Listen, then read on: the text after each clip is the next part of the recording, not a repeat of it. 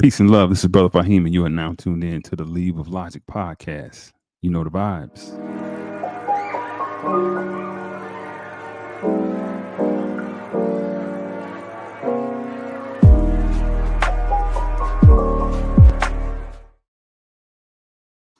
Peace, peace, peace. Welcome back. Welcome back to another great episode of the Leave of Logic podcast. I'm your most gracious and humble host, Brother Faheem. Listen, I always try to keep my boots laced because life moves at such an ultramagnetic pace. I'm always trying to win the race. Man, we got a super special treat for you guys today. Somebody that I've been trying to get on this show for a really long time, really intelligent, really smooth, really brilliant brother who is ascending. Really, he's already there, but he's just going higher. I want to introduce you guys to none other than my brother, Dr. Jamar Montgomery. And before he gets started, before we start talking, I just want to give you a little bit of his background.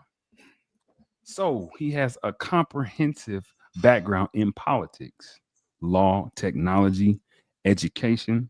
He ran for U.S. Senate in Louisiana in 2020, served as a juvenile public defender. He's a broadening entrepreneur and a social media influencer. This is none other than the brother, Dr. Jamar Montgomery. What's going on, Doc? How you doing? I'm doing quite well, Brother Faheem. How are you? Hey man, I'm just trying to hang in there, big bro. I'm trying to get it like you, man. I'm trying to get it like you. Listen, before we get started, I have to tell the people this. So women hold up the other side of the sky. So I'm at the all black national convention in Charlotte, North Carolina, and the year is 2022. That's 2022, right? Yeah. 2022. And I'm a vendor selling my wares. I think I had my hoodies at this point. Yep. And so it's this young brother, man. He's a couple of vendors down, and we're talking, and he has on a Thomas Sankora shirt. And he's walking by, he's talking to people, man. You know, he's the mayor, he's politicking it up. And I said, women hold up the other side of the sky. He said, huh? I said, yeah, that's Thomas Sankora. He was like, oh, snap. And then he went into what he knew of Thomas Sankora. And I thought, I was like, a lot of times when you give people knowledge, you know how it is, Doc. People, they might be adverse to it. So in my mind, I'm thinking, brother's adverse to it. I'm like, oh, whoa, whoa. And he's like, no. Thank you. You just gave me some more ammo. I didn't know he said that, but I am going to use that. And we just hit it off. We just started talking, man, and vibing. And Doc, we were amongst a lot of people at that all black national convention. Rizza Islam, Nuri Muhammad, Jay Morrison. I forget my man's name who does the real estate, Rich and Righteous. You know what I'm talking about. Julian something. Julian Gordon. And Doc Montgomery, Doc was right there with him. He had his own speaking. He had his own time to speak on the main stage. But he was regular. Doc was walking around. They were all cool. Let me say that. But Doc, he was walking around with the people, man. If you came and said what up to Doc, he was gonna say what up right back. You know what I mean? And so we just hit it off from there. And it's been nothing but love ever since. Whenever I talk to the brother, I call him, he called me. It's always love. And the brother had one of my the brother has one of my hoodies. I want to show you guys. I gotta show y'all this, man. This is something that I love. This before we get started, I want to show y'all. I'm gonna go to Doc's. This is Doc's Instagram page, and I remember seeing this, thinking to myself, "Wow, this is crazy." No, he didn't. No, he did not. But really, he did. This was shortly after we met. I don't want a lot for Christmas. I just want some NFTs, and I don't care about the presents underneath the Christmas tree. I just want to know what crypto to go. Make my wish come true. Baby, all I want for Christmas is you. Your NFTs, baby. Merry Christmas, y'all. Go grab my NFTs instead of being broke on Christmas, going through Christmas and buying presents. How about you invest in your children's financial and technical education?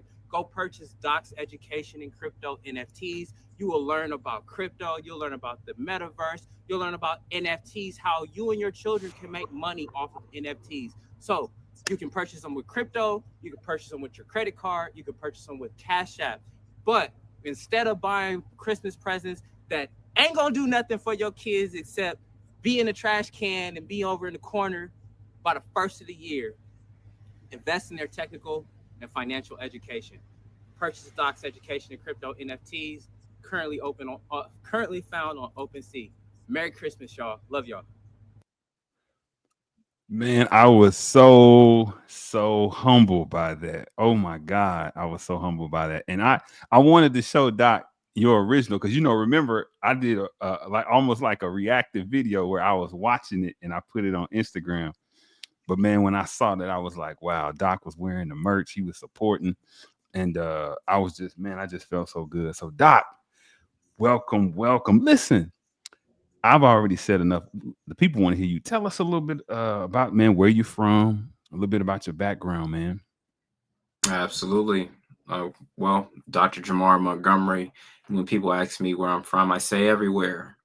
I grew up in California. I spent my summers in Texas, spent 8 years in Louisiana, did some disruptive work in Washington, D.C., and now I'm currently living in Seattle, Washington. So when people ask me where I'm from, I've literally been everywhere.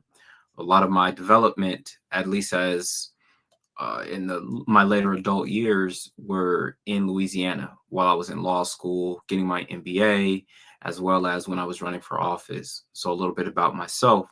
So I started taking college classes at the age of 11. I started full-time at the age of 14. I graduated at 19 with my bachelor's in mechanical engineering from Cal State LA. I went on to work for the United States Navy, where I was the youngest weapons systems engineer in the United States Navy's history at the age of 19. The system that's currently shooting down drones in the Red Sea, that's my system. While I was working as an engineer during the day, I was moonlighting for the NAACP under the tutelage of Mr. John R. Hatcher III, who was the president of the Ventura County NAACP. He appointed me as chair of legal redress. And as a result, I began to learn how to utilize the law and just how powerful the law was when you understood it. He put the bug in my ear about going to law school. Well, after completing one of the largest missions in my career for the U.S. Navy, I decided it was time for a change, and I went to law school at Southern University Law Center.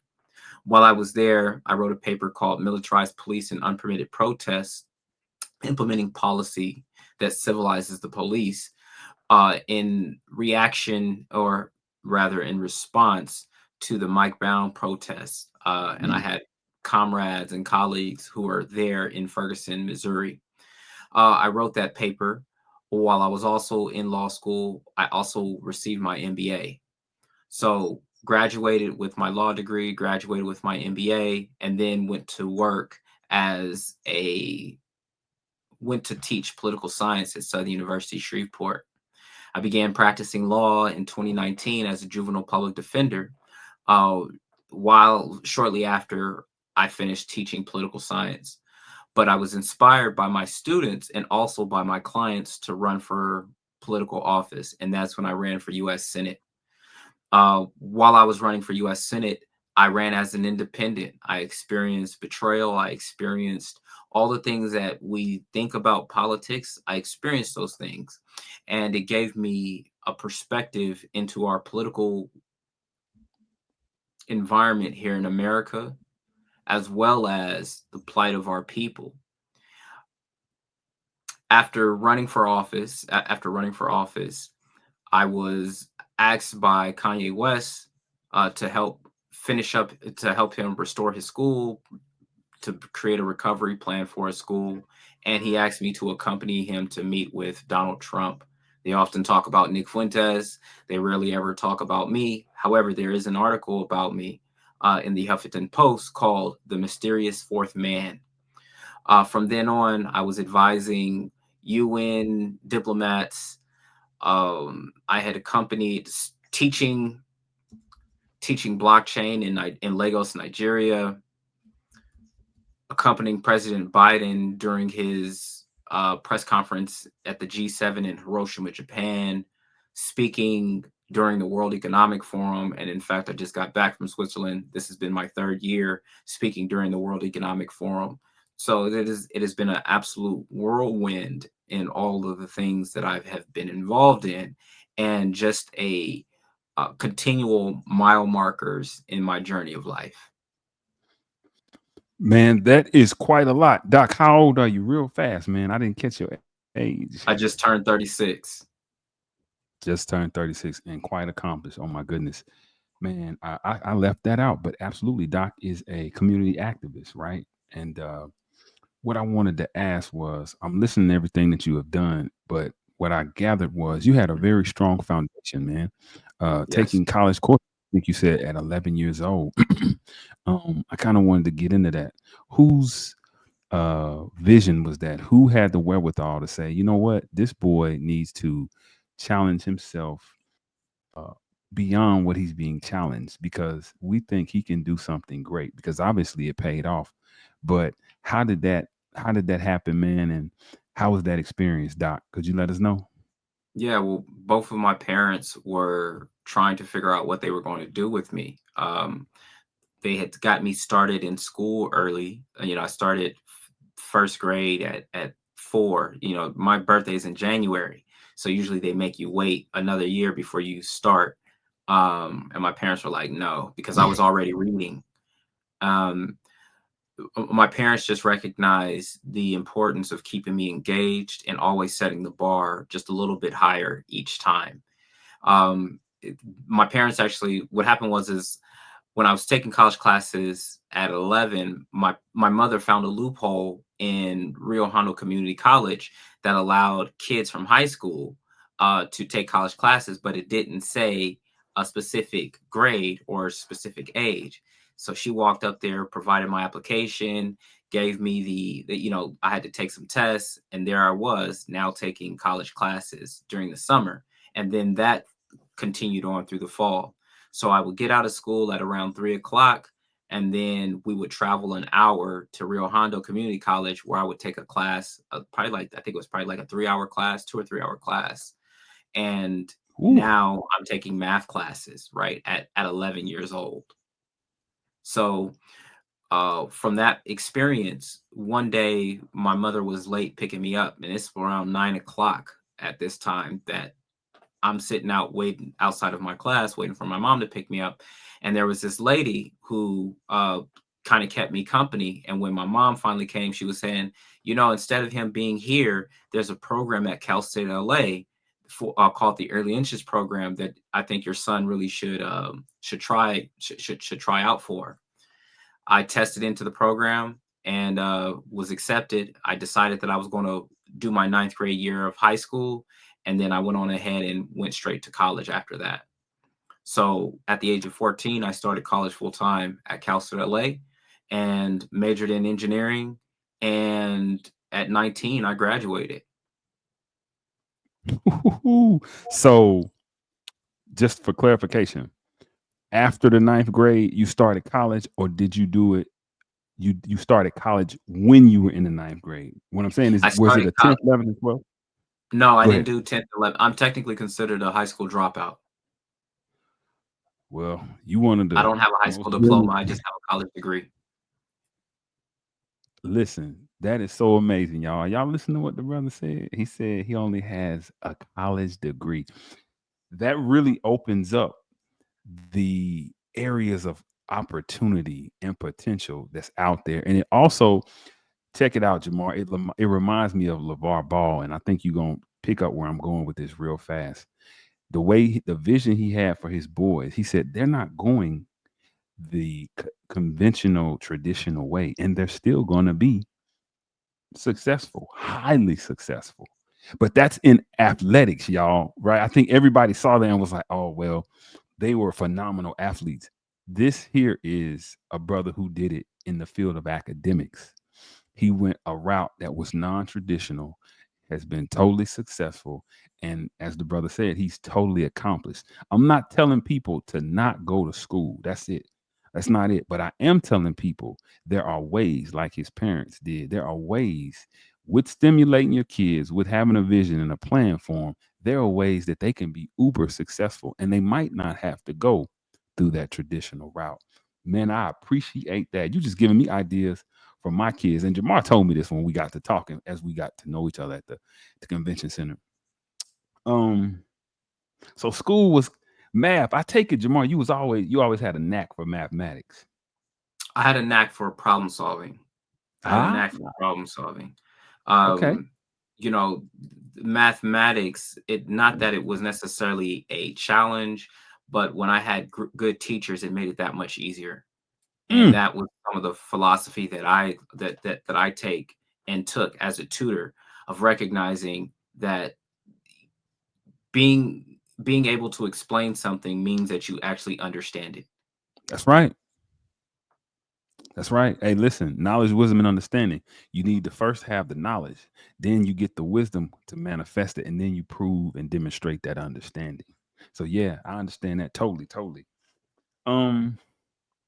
So what when you were in college, what was that like, bro? I mean, you talking about a 14-year-old that's in college. You know what I'm saying, man? Like, listen, what they tell you in the public school is if you just want to put your kid up one grade, y'all, say you have a 6-year-old and they supposed to be what, in first grade, and you say, hey, I think my kid is intelligent enough to go to the second grade. Well, they'll say, well, that might be true, but socially, we don't want the kid to struggle, right? We don't want the kid to be bullied or the runt of the class, because they'll be considerably behind in their social skills. So I would ask you, Jamar, man, or Doc, excuse me, Doc, I would ask you, what was that like socially, being in school at such a young age with such older people?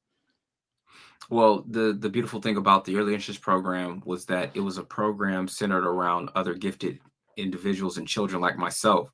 So we had our own social circle within ourselves. We had our own lounge that we could go to. We had our we had an entire area that was for us, a few rooms in one of the buildings that was solely just for us. So that was good. But my friends were actually a little bit older than me. One of my best friends at the time was 3 years older than me, and the other one was 5 years older than me. So the transition, it not necessarily rough, but I will say that there was some friction there. There was some friction there because I couldn't do what the 18-year-olds were doing. I couldn't do what the 21-year-olds were doing, right? Then there were some developmental things that were going on in terms of, there's certain, I'll put it like this. There are certain things that you miss by not going to high school that are good for you, and there's certain things that you miss in high school that aren't good for you. Absolutely. So in that particular thing, you couldn't take the good without the bad. So there in my particular development, I'm glad that I didn't have to experience some of those things. But I still had my own challenges as well, being as young as I was and being in that kind of environment. And the thing is that you're expected to make adult decisions with adult understanding and adult experience when you're only, 14, 15, 16, 17 years old. Absolutely. Do you think, Doc, just adding on to that a little bit more, do you think that helps you having to make such mature and sophisticated decisions in such an early stage in life? Has it really impacted or helped how you move and navigate through the world today? When the purpose in your life is to be a world leader, to be a global leader, there are certain things that have to get sacrificed in order for that to happen. When you have a major calling on my life, like there is on my life, then there are certain things that you just don't necessarily have time for, right? And there's certain things that you need to go ahead and bypass, because either it's going to taint your vision, it's going to taint your purpose, it's going to distract you from your purpose, it's going to distract you from the calling in your life. And so the experiences that I've had have all brought me here. And when I look around at some of my peers, I I I may not have been able to appreciate what I went through at the time that I was going through it. But as I look back and utilize some of my peers or former peers as a yardstick, I see where the difference, I see the difference that the choices that I made and the opportunities that I was afforded were where it brought me. What you're saying, Doc, is so pivotal because you can also apply that even to college in some aspects, right? The same things that you said, what you get in high school, you get the pros and the cons, brothers and sisters. It's the same with college. If your children are not prepared, like Doc said, Mhm. it'll just be at another level and you'll be accruing a bill, right? So, like Yeah, Doc said, he had to sacrifice things. I'm always telling my kids, Doc, people say they want greatness, but they're not willing to deal with the sacrifices. They're not willing to deal with the journey up the mountain. They just want to be able to say, I got there and I'm looking down. It's that journey that you need to prepare for and sacrifice, right? And get yourself ready for, obligate yourself. You know what I mean? Make the absolutely. make the that I'm losing words, Doc. But yeah, it's it's nobody that hasn't been great, that hasn't sacrificed. They've had to, but I can appreciate that. You mentioned something. You said purpose, man. That was where I was going next. You taking my thunder, Doc. Your career. Well, you know what? Let me, before I say anything about the career, you you put in there community activism, right? You said a bunch of your friends. You talked about your friends as activists. Tell me about how you got into community activism because, like I said, when me and Jamar met, when me and Dr. Jamar met, we met dealing with a world leader. We met dealing with a global community activist in Thomas and Cora. Y'all need to look him up. But what kind of pushed you? What nudged you into that, big bro? I didn't want to be involved in it at all, to be honest with you. I knew that being a social activist, a community advocate, a community activist, however you want to call it, I knew that it was a thankless job and I didn't want to have anything to do with it. Um, and it wasn't until I got into my own little trouble and it was the NAACP, it was the folks from the NAACP that reached out and helped me. And so there was this sense of obligation of being able to give back, how that helped me and get me back on track and give me a sense of purpose again. I wanted to be able to give that back to my people.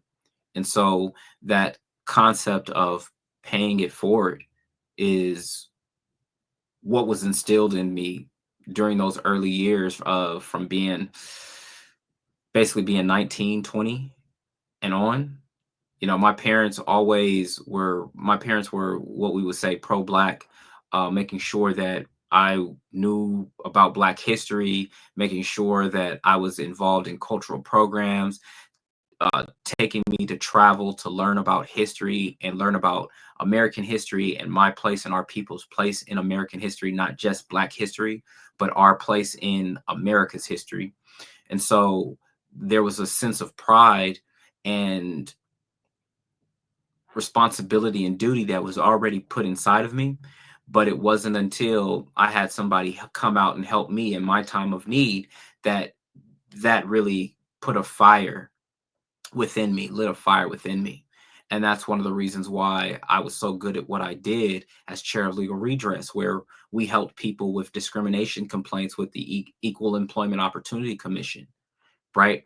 Um, to the point where I was able to help my mom with her Equal Employment Opportunity Commission case that she had, where it got all the way down to trial, and I was a law student at the time, but being able to help my mom and because of what I had learned prior to law school, working with the EEOC, and then now taking my legal knowledge and really applying the administrative procedures and civil procedure in helping her out. But that expanded out as a result of the work that I had from the NAACP. Like I said, I didn't want to be involved in social activism. I knew that it was a thankless job and, you know, I didn't want that kind of stress in my life. Like I didn't want to I was tired of seeing, I didn't want to be poor and struggling while everybody else is living well. and I'm fighting for people, and I have my own problems, right? So to be able to fight for others is a level of privilege. And I carry that with me from the ages of basically like 19, 20 to about 32, maybe Wow. 32, right? 12 years of major activism. And it was my campaign that really, my US Senate campaign, that really put a lot of things in perspective. What do I mean? I lived on the West Coast, I lived in California, where Black people are a numerical minority. Then I lived in Louisiana, where Black people are, if not the majority, are it's white, Black, and other. And Black folks make up anywhere from 30 to 50% of the population, 30 to 60 or 70% of the population in some cities in Louisiana. And to see how Black folks could not get their act together in Louisiana, and I would always say, like, if you give me 10, 12 strong brothers from California who are about that life, like, we could make some real things happen in Louisiana. You get to Louisiana and you see the reason why Louisiana is in the trouble, and the South in general, is because of the mindset of the people. There is Facts. a there is a there is a hopelessness, and a hopelessness amongst the people, and then the Black folks that are in privilege, that are in power, are very cliquish and are not trying to distribute wealth or distribute resources and distribute power amongst the people. And so when you see those kinds of things in Louisiana, and when you see how you're treated as somebody Black that wants to be powerful, that wants to be great in California, you're like, this is, everybody got choices. And so your life is determined by the choices that you make. And if you choose to remain ignorant, if you choose to remain uninformed, then you're going to pay the cost of the things that you don't know, and the things that, whether you willingly don't know them or you unintentionally and unwillingly don't know them. So my heart goes out to the people. At the same time, I look at some of the decisions that people make, and I still have empathy. I still have empathy, but I recognized that in my journey, in my journey, I have to be set within myself first before I can really and truly help anybody else. And that's what politics taught me. When they came after my law license, they took my law license 30 days before my election. You think that was a coincidence? Mm. Wow. So after having gone through that, and there was no one that necessarily came to my help, came to my rescue, it gave me a real perspective on, okay, all right, a lot of these folks really don't want to be saved, and that's okay. um a lot of folks are too scared to do anything, right? Fighting for your rights is hard. Getting abused is hard. Choose your heart. And oftentimes there has been such a psychological beatdown, an emotional and spiritual beatdown of the people, that they allow themselves to be relegated to second and third class citizenship. Absolutely. Absolutely, big brother. Listen, something I heard you say. You said your campaign uh really changed you, and really opened up your eyes, gave you a little bit of extended vision, deeper vision. Mm-hmm. So could you tell the good people how you went about running? Because you had a law license, so you were a practicing lawyer. right? That's Yes. what he's saying. He was a practicing lawyer. So what were the circumstances surrounded by you saying, you know what? Because when we're thinking about 2020, if we go back 5 years, we all know where we are, right? We're in the midst of this huge global pandemic. The whole world, at least the United States, has slowed down, right? Commerce is slow. People are getting those checks, right? From they really, Doc, there was really nothing but early tax returns, right, Doc? That's all. They just gave them the tax return early. Them PPP loans, I call them poor people problems. People had the PPP loans. How is it that a young doctor says, a 31-year-old doctor says, you know what? I'm running for Senate. I'm gonna do this. Could you kind of get into that, the Yeah. specifics of that? Well, so one of the things is I was teaching political science and practicing law. You know, I was teaching political science from October, and then I was also teaching political science. And my students and my clients felt the same way about their government. You know, these college students felt the same way about their government as people who were being charged by the government with crimes. And I said, there's got to be something here. There's got to be something here. And mind you, I made the decision to run for office in 2019 before the pandemic. I started my campaign in 2019. But the journey was, you know, I was encouraged by my grandfather to run for office. And the only way in which you really understand how things work is if you are actually involved. You're Absolutely. actually involved or so close that you have an idea. But even then, right, somebody that's sitting on the bench never knows what it's like to play in the Super Bowl game. That's right. Right. And so I made sure that I was actually in the game to one, see why our politics are in the shape that it is. And also I wanted to make a difference. I believed I could make a difference. So I ran on a platform of bigger, better business, social action, and education, of ensuring that we do good business, that we involve blockchain education with our children, that we are getting rid of finding alternatives to juvenile incarceration. You know, these things that are very important to the development of our society. If people are hungry, if and people don't have ways of providing for themselves, they're going to turn to crime. And crime, in some sense, can be a moral issue, but oftentimes it's more of an economic issue than it is a moral issue. That's right. Right. At the same on that same token is that you the type of crimes that are committed, the type of crimes that are committed.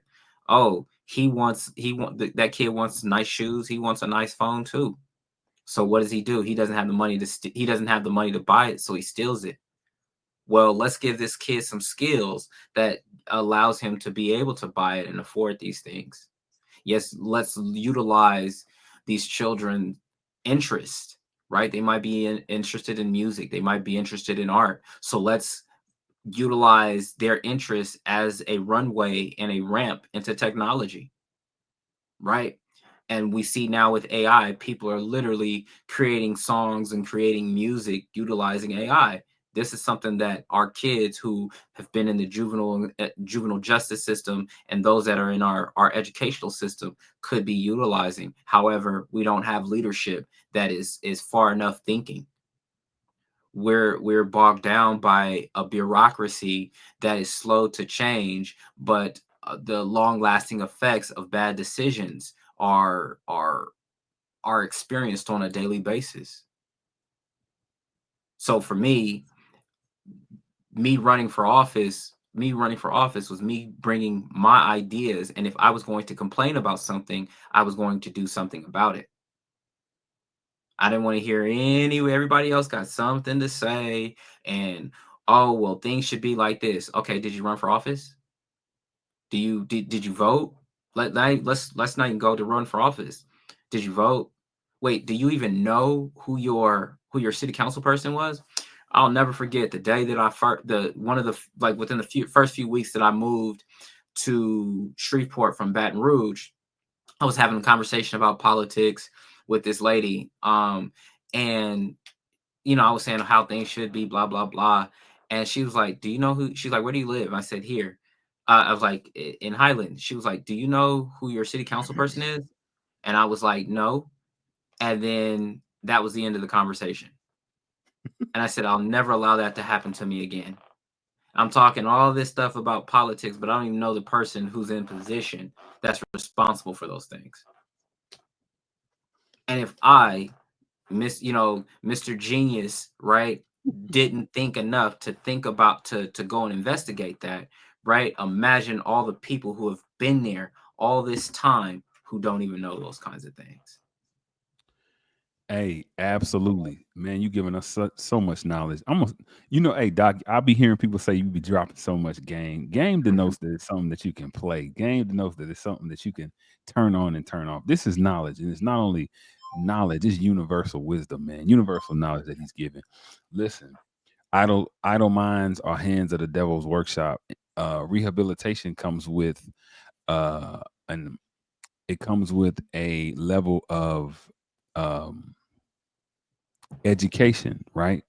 Meaning those kids that you were talking about in those juvenile facilities, in those camps, those work farms, they could be up on technology. Very rarely do we hear about people that go from the work farms or the camps and then turn it into something different. But we do have those famous examples, people such as Wall Street Trapper. We have it's another brother who began to teach. He learned coding while he was in prison and began to teach it. They were building things, and he took that initiative on himself. And it it makes you look at what the government really deems as rehabilitation, if they really even care to rehabilitate. But it also makes you say, wow, what if they had a fraction of the wherewithal that those brothers had? They could be doing a whole lot more with a whole lot less. And when they get out, we could be so much further along. They wouldn't have to go into corporate. They wouldn't have to be locked out because they could now unlock something from the skills that they have. And I think that's wonderful.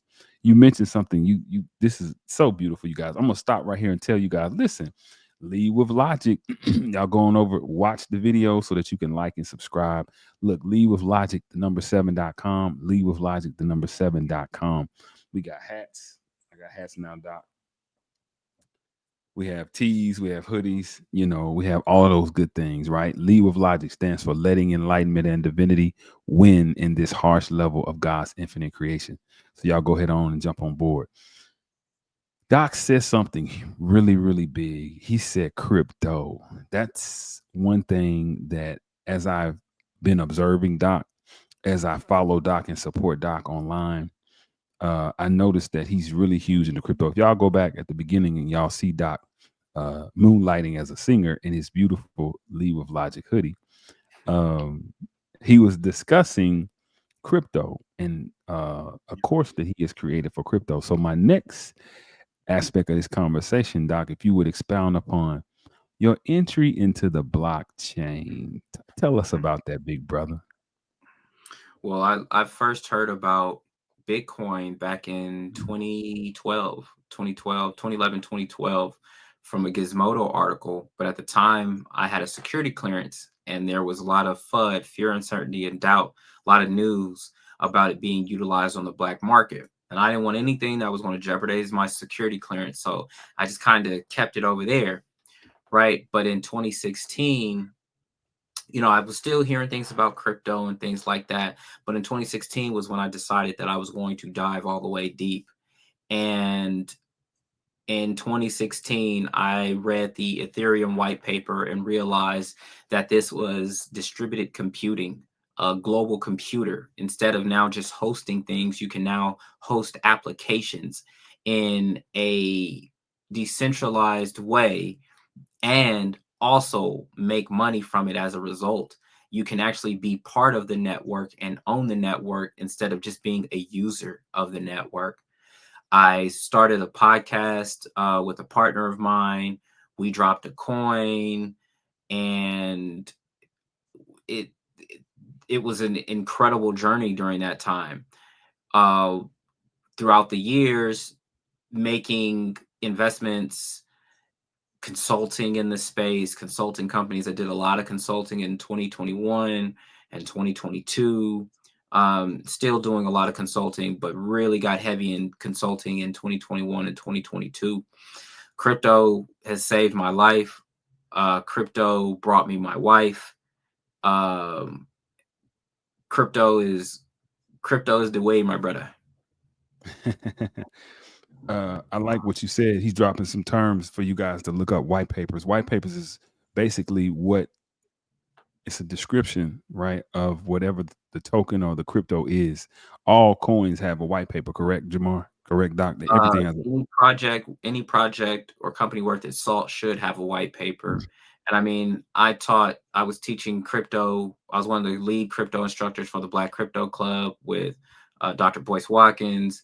As you know, I spoke on crypto for 2 years at the All Black National Convention. So this was something that this has been a major passion of mine. I was teaching on crypto in Lagos, Nigeria, in Louisiana. I was teaching my legislators in Louisiana about crypto, teaching my family, teaching friends, teaching my audience on Instagram and YouTube about crypto for years, teaching my classmates about crypto. You know, anybody that knows me knows that I'm in crypto. Anybody that knows me, there's no way that I'm not going to be talking about crypto around you.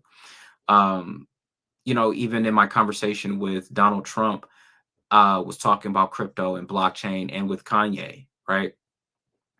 Was trying to get Kanye to understand the importance of having a DAO and launching his own coin with his merch when he got unbanked and debanked, right? And that's a whole nother that's a whole nother discussion.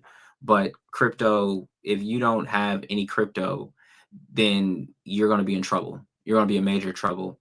And recently just finished up a podcast with Charles, the smart guy, Kelly, Charles CJ Kelly, probably the only person that I trust with crypto taxes, the only CPA that I know that is crypto focused. So go check that out. It's called Genius and Smart Guy. Yeah, I know who the smart guy is. That's the brother wears the NY hat all the time, right? I don't know if he wears NY hat now. Yeah, I think I've seen him. He's a pretty outspoken brother, pretty knowledgeable. I've been seeing a lot of his clips on Instagram. Shout out to that brother. Yep. But I'm going to have to check it out. But no, now you have a course. I know you're an entrepreneur, right?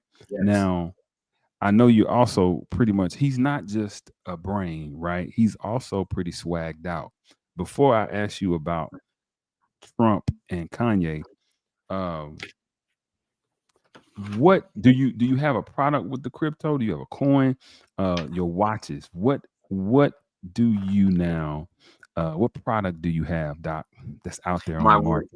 My watches bring you as part of my community, and I don't have one of my watches on right now, but I do have one of the ones that I've built. This is actually my favorite one. You become part of my community, you become part of my network when you get a J. Montgomery watch. There's people in Dubai that are wearing my watches right now.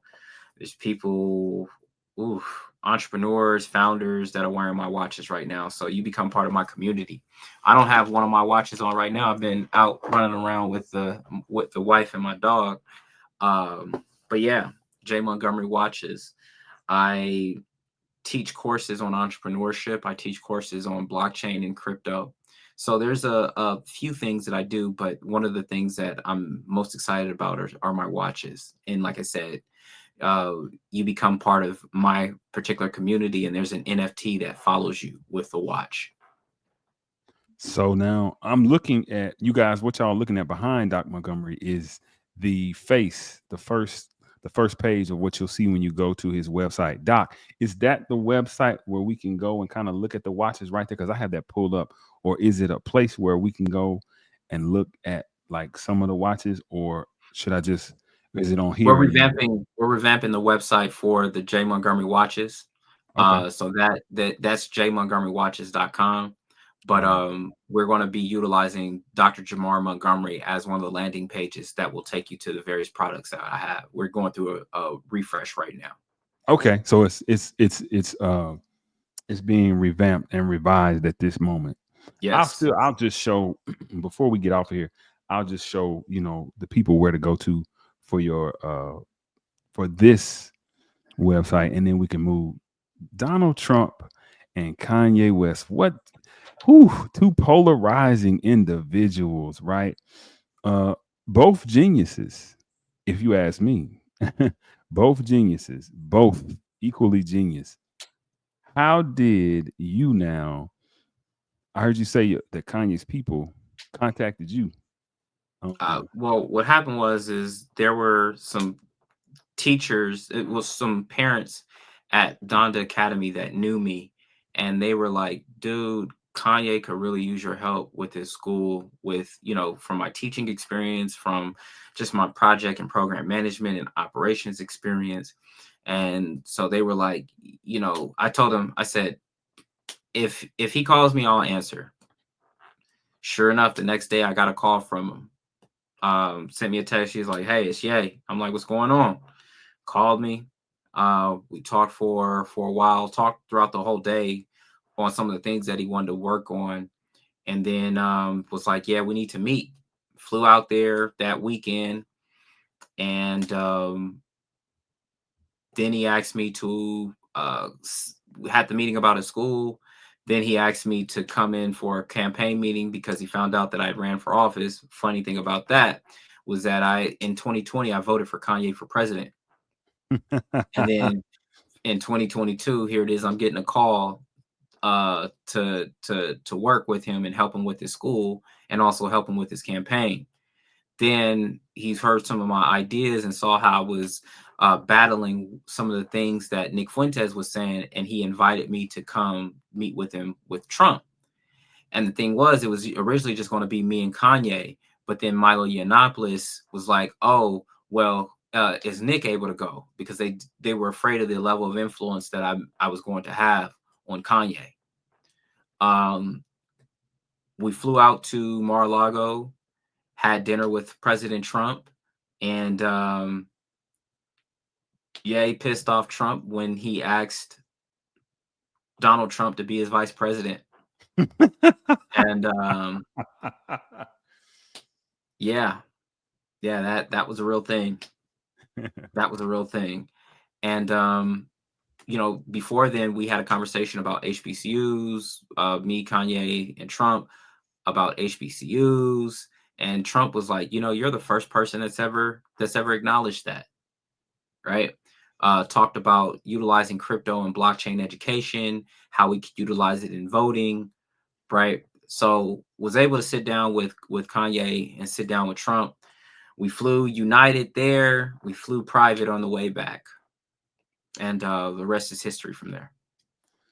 Hey, you said he pissed Trump off when he said, I can imagine Kanye. Look, man, I just wanted to kind of ask you, man, will you honor me, man, by running as my vice president? Hey, no. He was like, they were talking about the election, and he was like, well, that's actually what I wanted to talk to you about. And he's like, okay, what do you want to say? He's like, what do you think about vice president?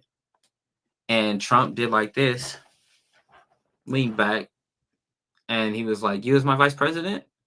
And Kanye was like, no, you as my vice president. And Trump blew a gasket. You don't have the effing votes. Blah, blah, blah. Woo, doo, doo. Yeah. He was not happy after that. Not happy after that. Hey, but you know what? I love to hear that, people. Kanye just got a couple more notches under his belt with me, because that only shows that he was being true to himself.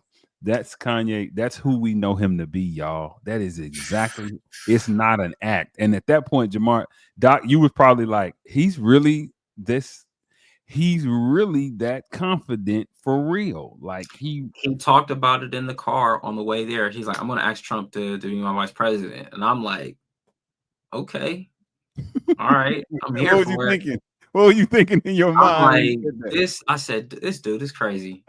All right, but I'm here. Let's see if he actually does it. And when he did it, I said, oh, he's for real. All right, cool. Real quick, I want you to share a fun fact with the people. What did you wear to this fateful meeting to see Donald Trump when you were with Kanye? I think you had. What did you? I could be wrong, but I think I want to say you had on a nice sweatshirt, or you wore something somewhere. You had on some nice merch from brother Faheem. I can't remember where. I may have had something of yours on the way back. Okay. But Kanye actually styled me for the meeting. What? Yeah, he actually styled me, and in fact, I wore this. This is one of the things I wore. Yay, Yay 24. Yeah, he gave me this. He styled me. He styled me, and this is one of the things I wore. Like the fashion thing, like when I wore what he styled me in, it was swaggy. It was swaggy. It's man, again, the supreme confidence. I think that's what I'll remember Kanye West is having. Above all, man, his confidence. He can will himself. He willed himself into a meeting with the president and took you with him. So that says what he thinks about you, or what he thought that you could offer him in his school, and most of all, what he thinks about the black intelligentsia and the black excellence. That says that Kanye, regardless of what we say about him, he has a level of support and love for black scholars and black academics and black leaders. Maybe. Such as Doc. Maybe. Why you say maybe? Maybe. Nobody in his management team, nobody that is handling asset management for him. I don't see anybody black. And oh wow. Kanye doesn't necessarily treat black folks, his black partners, like equals, or really respect what they bring. The only person that he will kind of, I'm not going to say bow down to. I'll say this. There's a reason why he keeps getting screwed by people outside of his culture.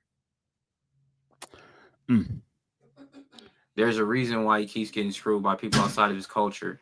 And like I said, he doesn't have, I don't feel bad for him, because he's rich enough where he gets to pick and choose who he wants around him. That's true. In one sense, you want people who are going to believe in your vision, right? And going to believe in their delusion. On the same tip, are they believing in your vision, or are they believing in what they can get out of you? Right. So, there's a lot of yes men and yes people around him. And I wasn't one of those folks that was a yes man. I was letting them know, hey, this is what I think, and these are my thoughts. And one of the things was I had took some notes from when we had our meeting with Trump, and he was asking for some of the notes, and I was like, dude, like, you got these. I told him, I said, I'm not getting any more involved until you get those demonic, satanic white supremacists from around you. Oh wow. And what was his response? He got on the phone and he was like, bruh, this is what I'm asking for. He's like, and I said, dude, I said, bruh, I'm just telling you where I'm coming from. And he's like, well, you ain't gonna control me. Kim ain't gonna control me. These folks ain't gonna control me. Adidas ain't gonna control me. He said, Trump was over there cussing at me and yelling at me, and I wore the red hat. And I said, well, Negro, I voted for you, and you yelling at me. And he was like, oh, you know what? I'm sorry. I apologize. I just want the like I said, man, I'm not, you count me out. You count me out. Hey, I can dig it. Well, the reason I said that was because he did take you with him. He respected something about you, you know what I mean? And the stellar works that you bring. And man, just the mind and the presence that you had. You know what I'm saying? Now, you're right. Hey, we can't really speak for how he runs the rest of his business or the rest of his life because we've seen Look, what he has he gone came to through. me. He came to me about some of the sustainable housing stuff that he wanted to do. I have one of the top leaders in sustainable energy on my team and in sustainable housing on my team. And like I said, I take what he says with a grain of salt and I'm go with about my business. you. I'm with you. I'm with you. I looked up. I'm gonna have to read that article. The fourth man. I'm looking at it now. The mysterious fourth man. You guys are looking at the mysterious fourth man that went to the dinner with Trump. And before we move, was the food good, Doc? Was the food at The least food was good that y'all had? immaculate. The food was good. Everybody else, uh, everybody else had the Thanksgiving dinner, and you know, me Uh-huh. being a fatty, I should have got the Thanksgiving dinner because it had more food, but I got the presidential lamb chops, and they were delicious. They were delicious. Everybody else got the Thanksgiving dinner. I got the lamb chops though. I heard that. You was probably you hey, that's what it is. That's what's up. Listen, entrepreneurship. Can you tell us just a little bit before we move into the next phase of the interview? Entrepreneurship, man. You say you were teaching it, right? Yes. What can you tell us about, your journey to being an entrepreneur and some of the challenges, some of the pros, some of those things, man, that have really shaped your journey? It's rough, man. It's rough. Entrepreneurship is rough. It is not for the faint of heart. It is not for the weak. And the best thing that I can tell people is to come up with a plan, think big, and start off where you can. So if you're able to start off small, cool. If you're able to start off medium, start off there. If you're able to start off big, there. But the goal that you should have is to limit your overhead. Limit your overhead. Don't do any unnecessary spending. Don't do that. Don't do that. Find out what works for you, build your systems in place, and keep rolling like that. That's what I can say. You're often going to be around people who they're going to congratulate you on your business, but they're not going to support your business. They're not going to understand your business. They're not going to understand why you're an entrepreneur. They're not going to understand the importance of supporting an entrepreneur. And it'll probably be one of the most heartbreaking things that you do, or you'll have one of the most heartbreaking revelations as a result of that. So that's what I can say about entrepreneurship. But is it worth it? Absolutely. It's 100% worth it. And particularly in this climate that we're in now, you better have some level of entrepreneurship in you. Amen. Yeah, whether it's selling a particular skill that you have, selling some products on the side, something of that sort that you really should. He said, "Ooh, it's rough. I know that. You need a skill. I know that." Booker T. Washington said, "Start where you are. Pull yourself up from your bootstraps." That's what Doc just said. I knew that. But something profound that you said was, "Be ready for people to congratulate you on your business, yet not support you."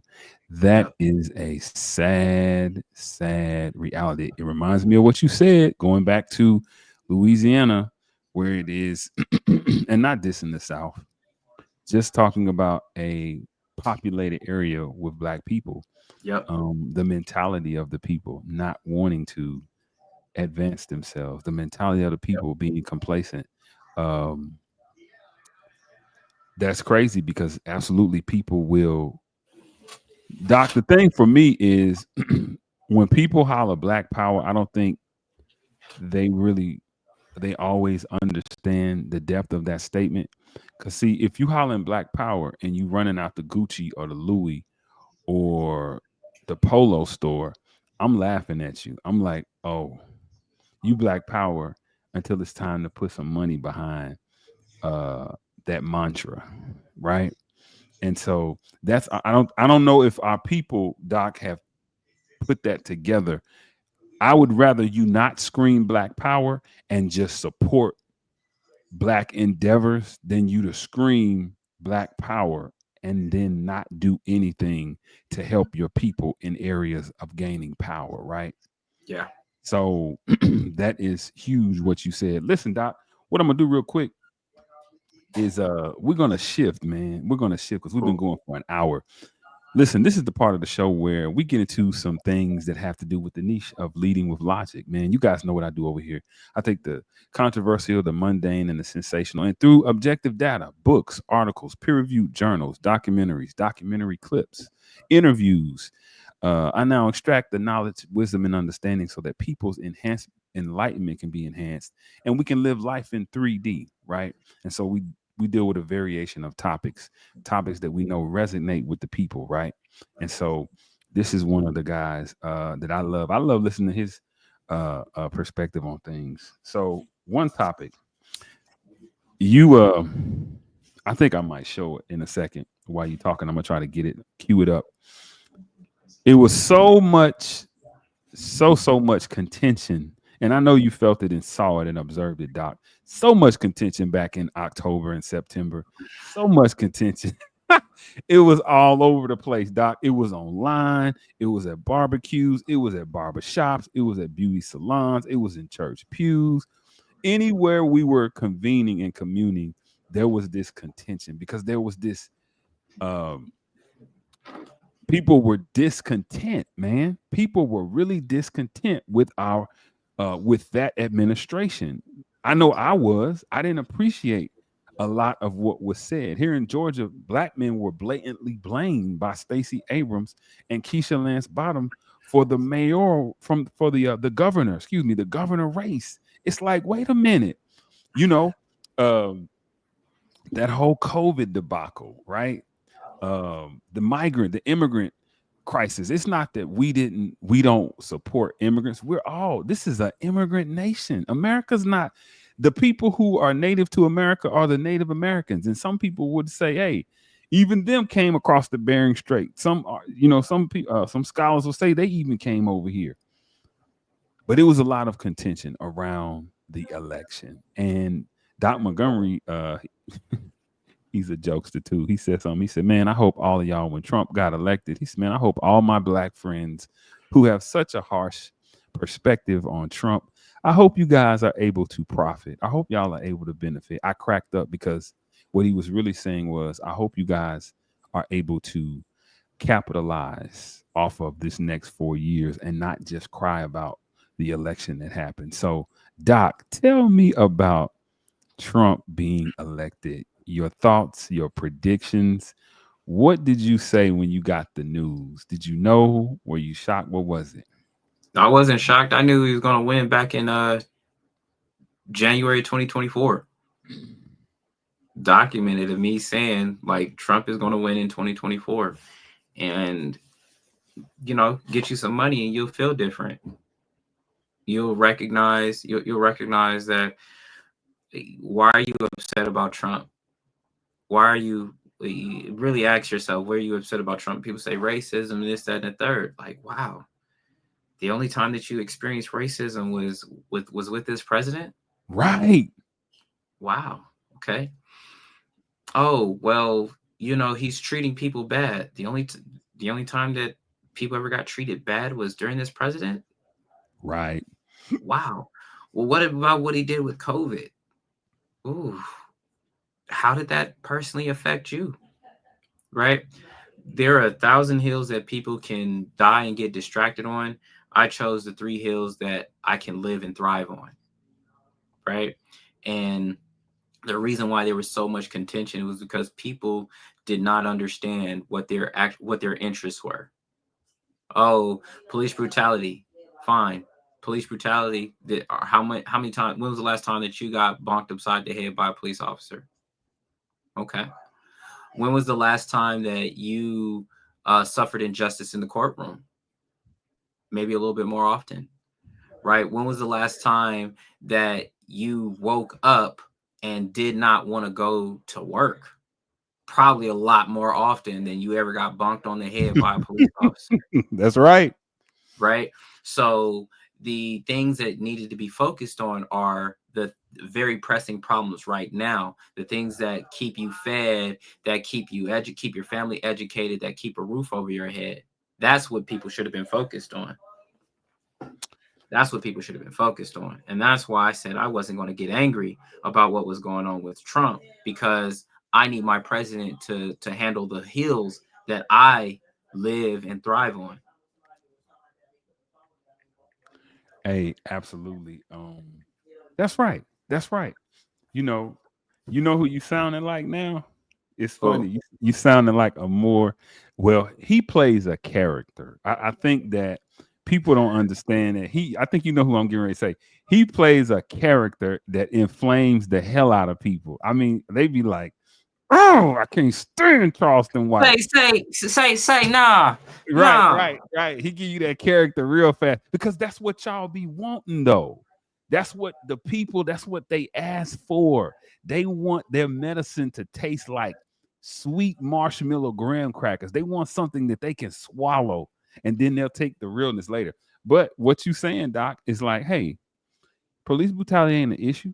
I'm more concerned about my working conditions, how I can build some wealth. That's more imminent to me than this abstract concept that this guy is racist. When really, 15 years ago, wasn't nobody saying he was racist. 20 years ago, the very culture that's dissing him, all these rappers, all of these entertainers, all of these people who are now appalled at everything that he's so-called doing. These people who have no clue, who have never ever spoken about anything political. These people who have never been in the streets doing nothing activist based.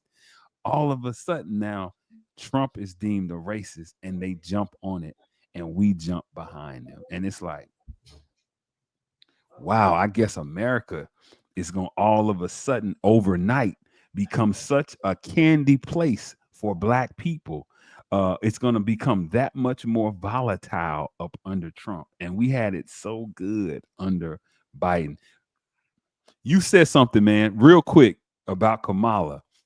You asked a question. You said, because remember, y'all, people were saying, oh man, she's a black president, without really going into specifics. They would give us that and then move. Now, we saw this with Barack Obama, if people were really paying attention. But Barack had a black spouse, though. Kamala didn't have a black spouse. And it was a lot of people trying to push her onto us. Doc was like, so if we're not a hypocritical people, why is it that Barack had to have a black wife to be stamped official to be black? Kamala only has to come out and say she's soaking her greens in the bathtub and her husband's white, but we still give her that pass. What made you look into that, Doc? How did you come up? I was tripping like he right. It was it was conversation. What what I was saying was that we wouldn't trust a black man in leadership that had a white wife. And why am I, why am I, if black women would look at me as a black man, right? If I went to Howard University for undergrad and then lived in San Francisco and was brought up under the tutelage of Willie Brown, right? Right. These kinds of things, and dating Montel Williams, right? These kinds of things, and all of a sudden I end up with if I ended up with a white woman, you look at me like I was crazy. You went to the Met and you couldn't find nobody that was suitable. Yet when it comes to this melanated woman, I'm now supposed to look over something that you dragged me through the mud for. So, one, we don't have any real principles because what's good for the goose has to be good for the gander. Right? Then on top of it, I'm not the biggest fan of prosecutors. Why am I not the biggest fan of prosecutors? Because prosecutors usually are people who've never gotten in trouble. So they don't know what it's like to have the full weight of the system on a particular person. Right? I just was not. The fact that she was a melanated woman wasn't enough. Wasn't enough for me. The fact that Barack Obama was a melanated man was enough for me at 18. Now being a 35-year-old man who pays taxes, who's done things, I'm not just a black man. I'm an entrepreneur. I'm in the I'm a crypto professional. I'm an engineer. There are other facets to my identity. What did being black, was that what paid my bills, or was being an engineer and being a lawyer is what paid my bills? So which part of my identity was going to be which part of my identity was going to be the thing that I leaned on? Once again, understanding my interests. Yeah, that doesn't stop me from I as a black man means that my experience in all these different places give me a specific context. The way on which I'm treated as an engineer because I'm black is different, right? So that part is there. But I just wasn't, if I was going to go off of that identity argument, it wasn't going to work with me. Once again, understanding what my interests were. So I don't care if you black, white, purple, yellow, right? I don't care any about that. If you're advocating for my interests, I need you to do something for me. And Kamala Harris wasn't going to be doing anything for me when it came to crypto. She wasn't going to be doing things that were beneficial to me when it came to business and tax policy. She wasn't going to be doing anything that was beneficial to me as somebody that is a Second Amendment advocate. Right. So I was making choices based upon my interest, the most important things to me. So I thought it was very, it was very demeaning and very, a lot of hubris for someone to say that, oh, well, you voted against your own interests. Really? So what are your interests? Because I can't expect for my president to do everything for me, but I know what saved my life. I know what put food on my table. I know what provided for me. And whoever's going to protect that, right? That's who I'm going after. Then the other argument is like, well, you're only thinking about yourself. What about everybody else? Everybody else could go get up and vote just like me. They need to protect their interests just like I'm protecting mine. Protect yourself at all times. And That's yet, it. and I said, there's a level of privilege that you have where you know that you can vote for somebody else's interest instead of yours. That means that your interests are going to be protected. So you now get to make choices for the other people who aren't. Well, you know what? I haven't gotten there yet. You know what's funny, Doc? What you're saying is people are voting against their interest and they don't even realize it.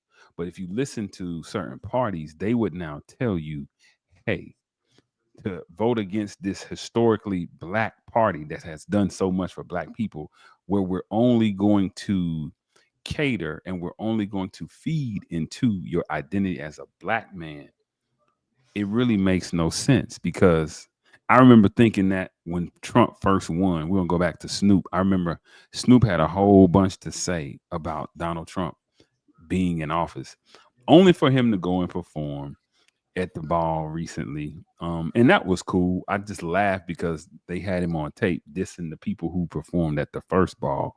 But well, it was the crypto ball. So it was a crypto crypto ball. ball celebrating Trump's inauguration, but the crypto ball was going to happen regardless of whether it was Trump or Kamala.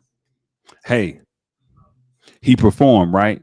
But things like that. And it's cool. He did what he was supposed to do. That can bring benefit to his family. I remember when other rappers were saying things, people who had businesses who were benefiting with those opportunity zones that Donald Trump set up. It's like you're saying because the group, right? The sheeple are going against him because the media now has been feeding and putting the battery in the backs of the people. But if you're being true to your interest, you would now say, I need to be voting for him because I'm not looking for a white savior. I'm looking for an opportunity to build myself up, to pull myself up. And that's what Donald Trump, I tell people all the time, Doc, it's not that I'm sold out or anything like that. I just understand that Donald Trump is saying, look, if you want to get some sympathy, go over there to the Democrats. If you want to get some money, come over here and see me. What were you gonna say, Doc? I see you was getting ready to say something.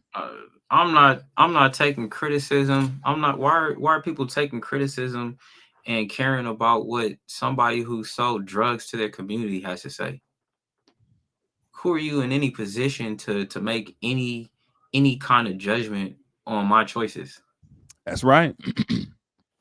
Who I'm not listening to anybody that sells sex and destruction to my people.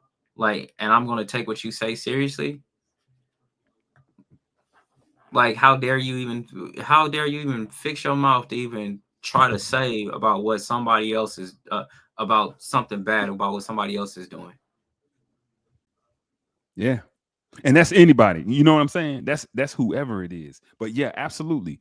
So to me, we have to, what I was saying was, we have to understand what it means to vote in our best interest, right? It reminds me of Angela Stanton King. I saw her around the same time that you were running for Senate. I remember she did a Breakfast Club interview where she ate Charlemagne the God, DJ Envy, and Angela. She ate their ass up. And I was like, wow, she really exposed the gaping hole in their areas of understanding. And she said it. We have to now vote for our own interests. You know what I'm saying? We have to look at what can be done. Nobody's going to save us on the right or the left. You know what I'm saying? But now we have to be able to pick and choose. I can use that. Crypto is something that I'm doing. I call Trump the crypto president. That's what I call him. He's the crypto president, right? And Doc, is this accurate? In politics, the parties pretty much function the same regardless of who the spokesman, i.e. the president, is. Republicans always, a lot of these talking points, wanting to destroy the Department of Education, taking from healthcare and all these things. That's the Republican. Basically, that's their platform, right? That's what they do, regardless of who's in house, regardless of who's in the White House. Well, there's this thing about there's the corporate side of it, there's the populist side of it, right? In all actuality, the populist side, and not even, and this is across both parties. Populist side is, I want my government to work for me. I don't want to be oppressed by my government. I want my government to work for me. When I have an issue, I want my government to come to my rescue. Absolutely. Not me having to defend myself against my government, or the government saying I'm asking for help and the government is making me jump through a bunch of hoops. Then there's the corporate side of the Republican Party, which says, hey, we want small government.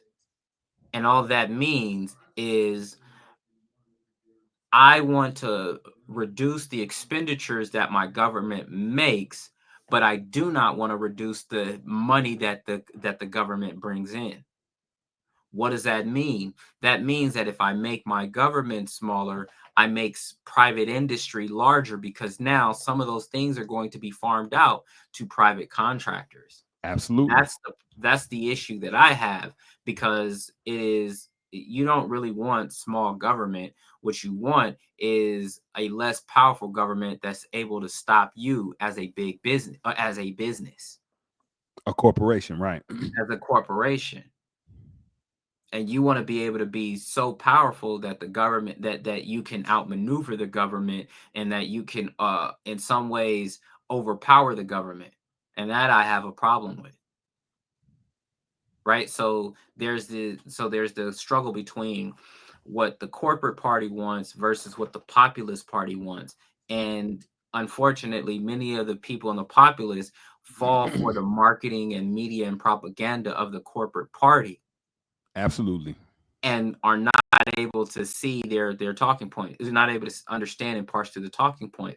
What I will say is that the people who I feel were able to go through those talking points, and parts of those talking points are people who voted, may have voted for Trump for the presidency, but voted Democrat down ballot, right, in their local elections. Okay, and not just that they voted Democrat in down ballot, but the fact that they recognized, okay, these policies work for me on a national level, where these policies might work for me that are coming from this Democratic candidate. Not that there's a particular Democratic agenda that's being put out, but these particular policies that are being put out by this candidate who just happens to be a member of this particular party. Those are the smart people. Hey, absolutely.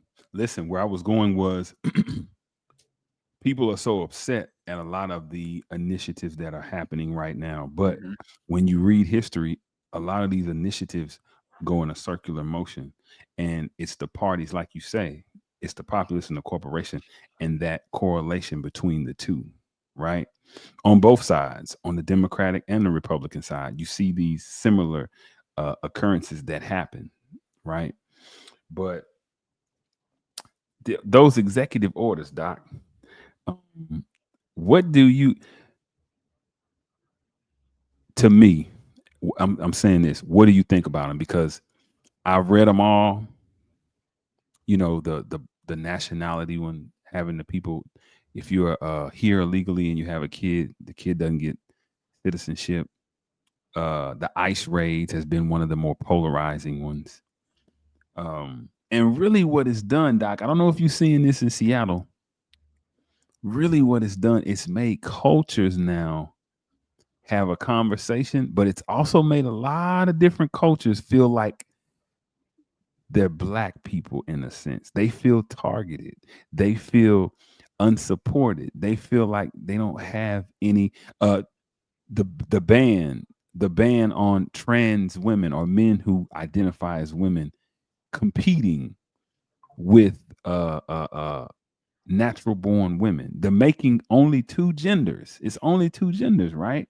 And that's the only thing we will recognize.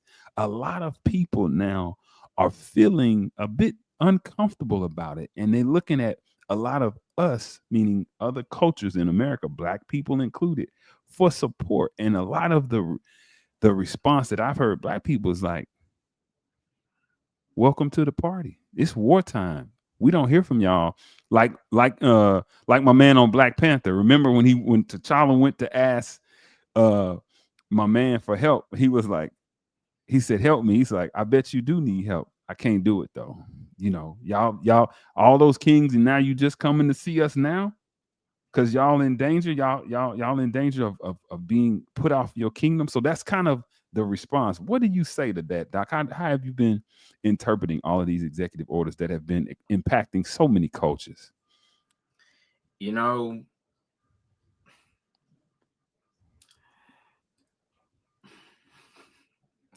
I want to make sure that I have the correct words. Take your time, Doc.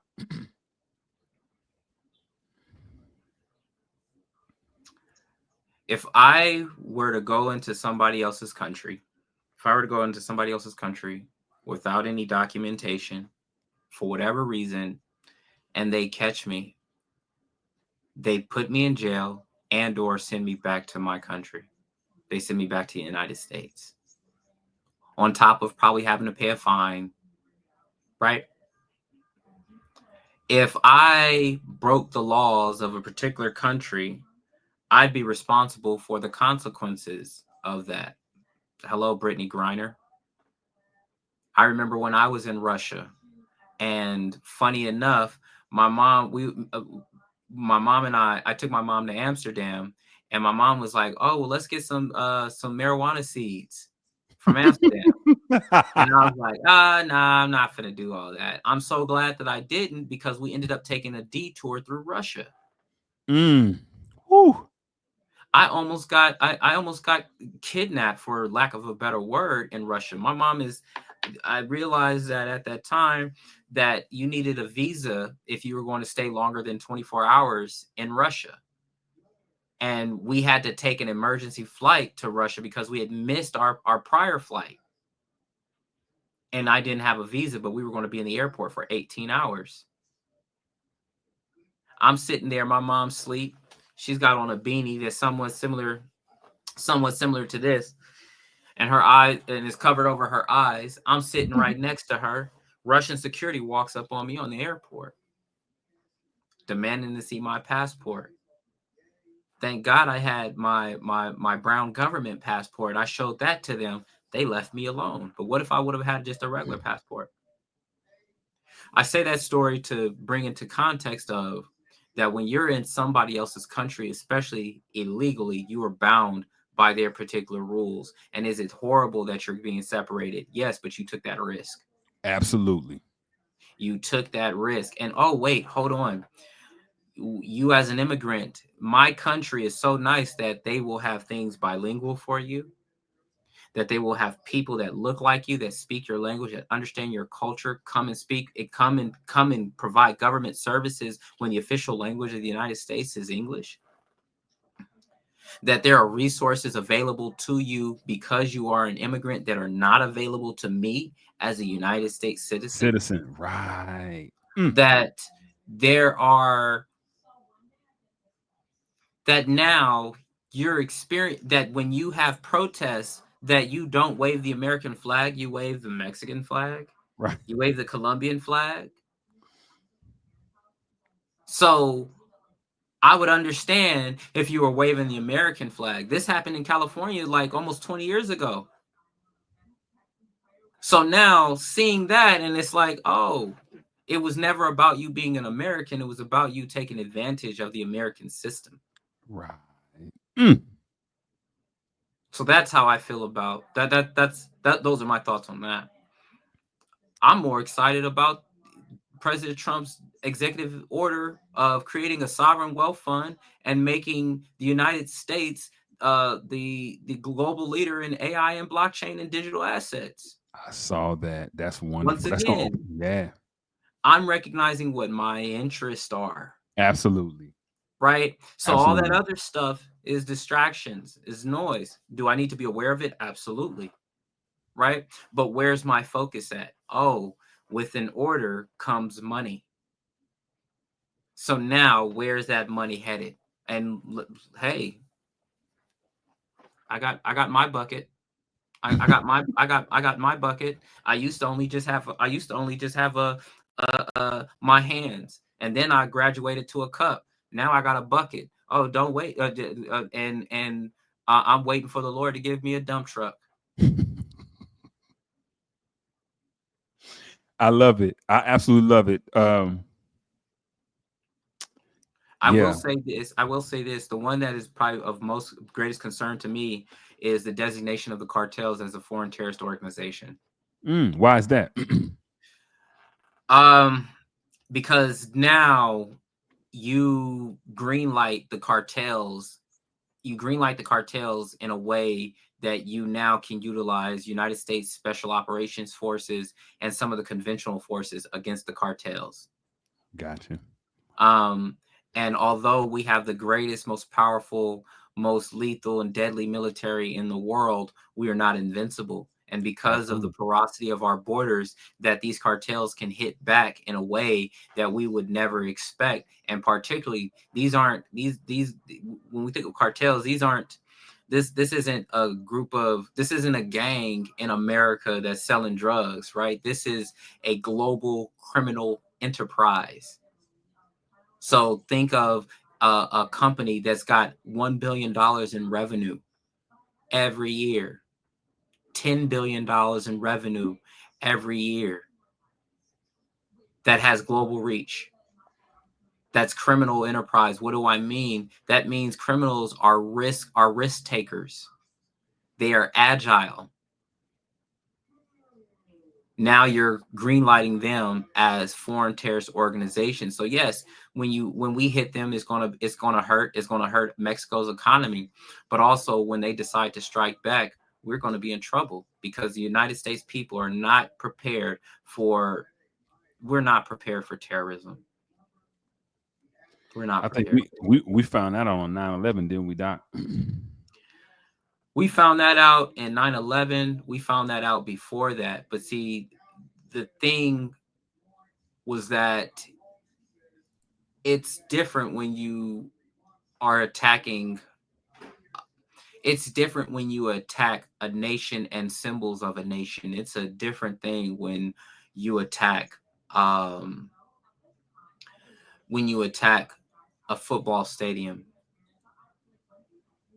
a soccer game. It's different when you attack those kinds of venues. Because now I affect commerce. Yes, was commerce affected during 9/11, but it's a different thing when people are afraid of leaving their own homes. Absolutely. Yeah, I think what Doc is saying, the way I'm interpreting it, two things. Number one, Americans aren't really prepared for that level of terrorism to be to descend down upon us. And then two, with such close proximity, it's gonna reach more than just those special forces or those military members that will be deployed or sent out to protect the borders. And then it can be guerrilla warfare too. There are a lot of people who are over here who we do not know. We don't know who's working for who. We don't know uh, who people have ties to. So it could be, and I see where you're coming from, Doc. It could be potentially a very chaotic and a very bad situation. So absolutely. Listen, we're getting ready. I'm gonna get out of here, man, because I've held you. You've been so kind with your time, but I want to show the people a little bit about where they can find you, man. First, you know what? Let's do this. Here's that Thank article. God for my wife. My wife said, she was like, babe, you got to make sure you look good because you never know when they're going to look up your Instagram and you looking and you got dry lips and everything. So shout out to my wife. Shout out to the missus. Hey, man, staying hydrated. My lips are the same way, Doc. I think I'm gonna invest in more chapstick. When you have bigger lips, they tend to get chapped quicker. But we're gonna go. I'm gonna show you guys a couple things, right, so that you guys can know. I want you guys to not just see this, but I want you to look it up and read for yourself and go and support the brother, the brilliant brother, because he absolutely supports our community. The mysterious fourth man at the Trump Yay dinner tells his story. I was there as a spectator. I was just along for the ride, said Jamar Montgomery, who told HuffPost he met Ye just a few days before joining him, Nick Fuentes and Donald Trump for dinner. Yeah, this is the whole article, you guys. And with that article, you have to exercise wisdom in the things that you do. The author I had to be very selective with my words, especially once I realized the cultural heritage of the author. So the story that I give, the story that is told to the Huffington Post is a story that recognizes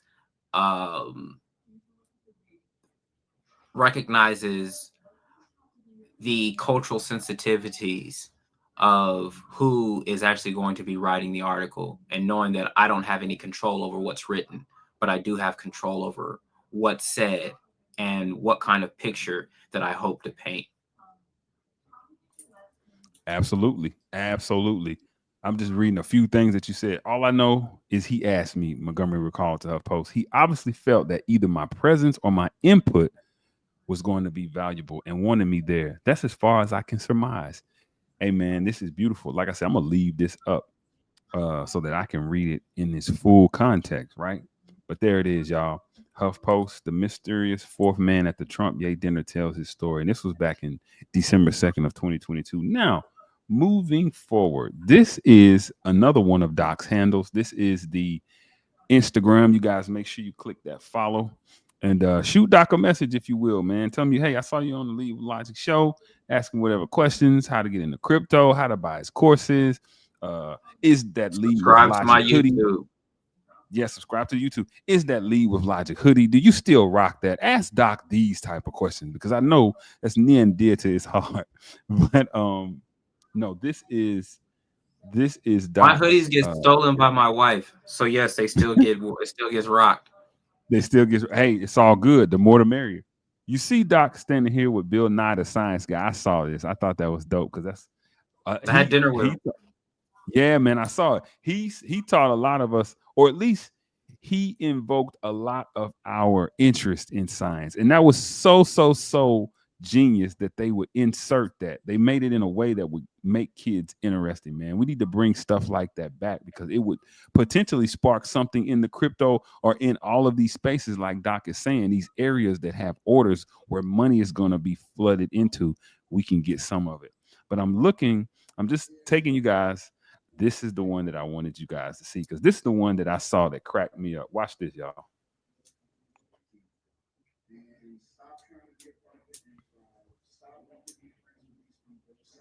I don't hear any audio. You don't hear the audio? Nope. You know what? I know why. Hold on. I know why. Let's do this. I know exactly why. We're going to do it like this. It played audio on the last one that you did. Absolutely. Well, that's because I shared. It was how I shared it. Hold on. All right. Hold on. Let's do it like this. It was the way that I shared it.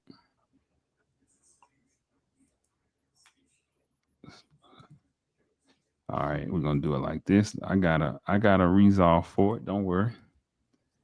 I have a resolve for it. Thanks for telling me that, Doc. Problem. Now, because maybe I don't think the people probably would hear it either.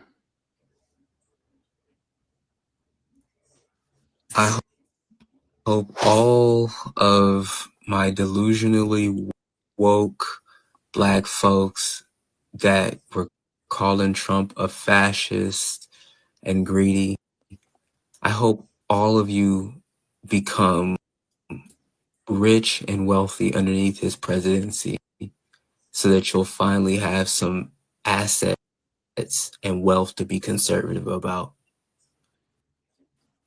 I really do hope that. I really hope that all those folks that were worried that they end up making a ton of money and have their whole perspective change. I hope that this is the most prosperous presidency that you've ever had and ever experienced. I really do hope that. I hope that because you'll find out that economic power is the real power here in the United States, at least. That you can have all the representation that you want or symbolic representation that you want. But what really speaks for you is your money, your assets, and your wealth. When you're able to organize your money, your assets, your wealth, your resources, your time, your freedom for your own political good, man, this will be a great country. We will literally make America great again. So for all those folks, all my delusionally, like I said, my delusional Black folks, delusionally woke Black folks, I declare and decree that you will have wealth and you will change your ways.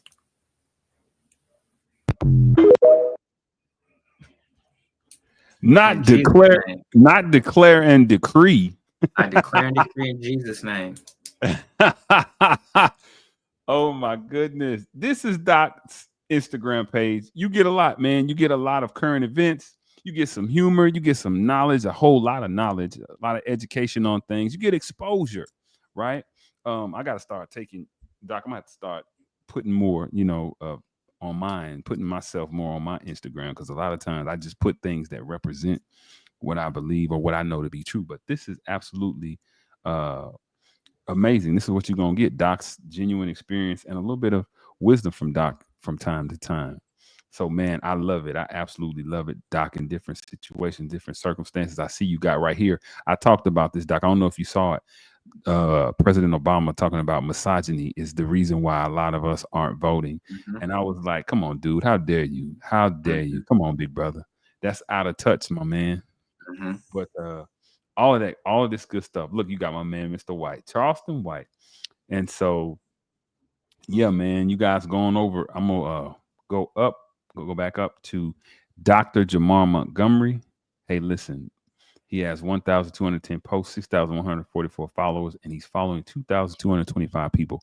Yeah, y'all going over there, like I say, hit that like and subscribe button. And then also with the YouTube. And then I'm gonna pull this up real fast before we get out of here. Doc, I don't want you to go nowhere when I end this interview. I want you to stick around for just a second.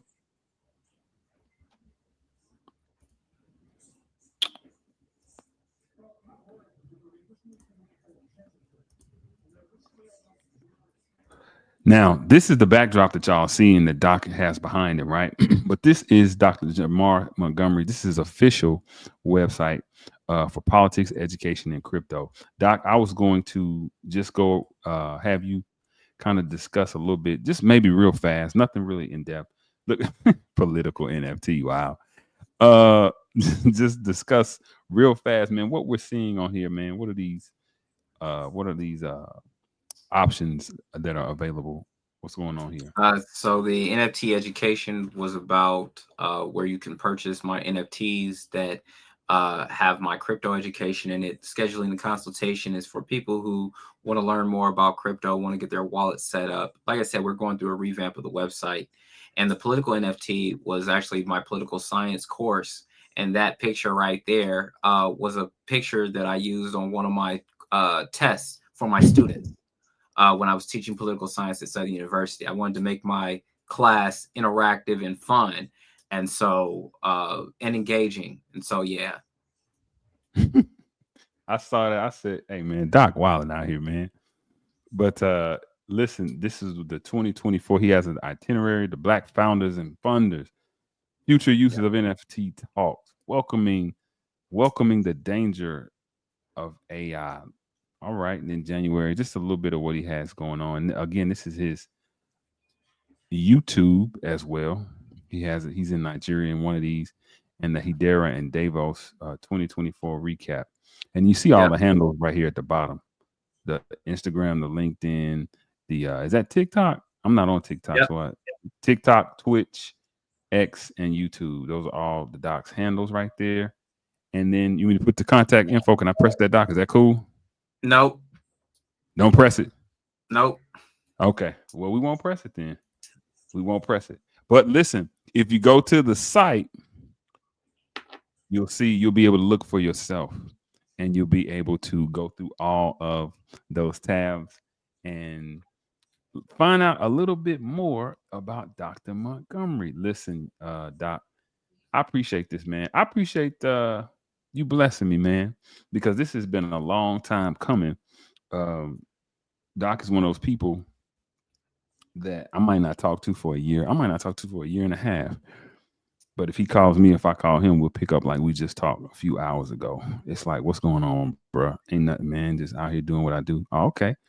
We catch up and see how we can help each other, man. What can I do, bro?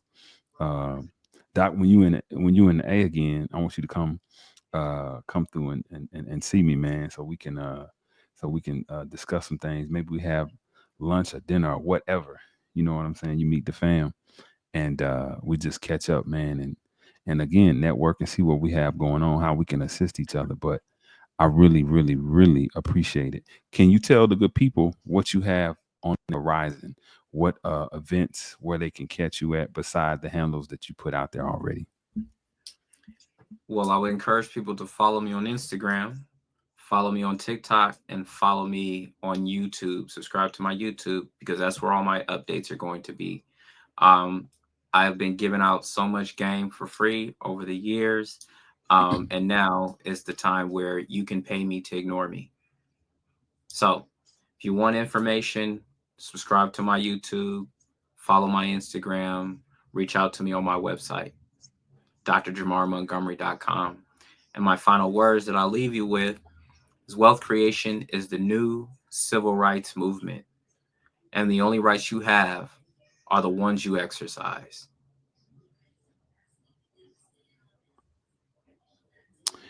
Hey, wealth creation's new civil rights movements, and the only rights that you have are the ones that you exercise. Listen, that's a message that we've been hearing. I think that we've been negating for a long time. Economic power is the real power here in the United States. I think that that's something that we could really benefit from internalizing. Listen, what I want to say is I'm going to leave you all wishing that you guys have a most positive, productive, and most of all, peaceful rest of your week. I appreciate you, Doc, for coming through. Look, we are going to get out of here. Stick around, Doc. Listen, like Minister Malcolm would say at the end of his speeches, may we all meet again in the light of understanding. Hey, peace and love, y'all. And thanks for coming through. We'll see you next time.